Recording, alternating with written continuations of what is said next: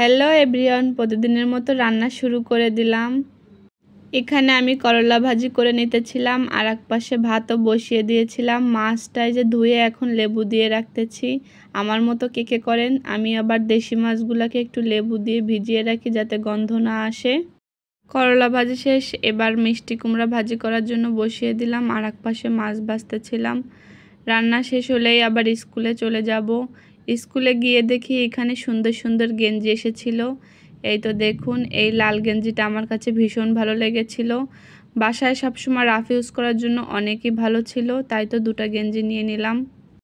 গেঞ্জিগুলো কেমন হয়েছে অবশ্যই কমেন্টে জানাবেন। স্কুল ছুটির পরে তারা দুই বন্ধু মিলে হাঁটতে হাঁটতে এই তো বাসায় যেতেছিল।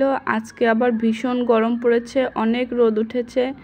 আমি তো বাসায় গিয়েই একটা স্যালাইন খেয়ে নিচ্ছি। আমার মতো এই স্যালাইনটা কে কে খেতে পছন্দ করেন অবশ্যই কমেন্টে জানাবেন। বিকালে আবার একটু লুডুস রান্না করতেছিলাম। আমার ছেলে আবার লুডুসটা ভীষণ পছন্দ করে।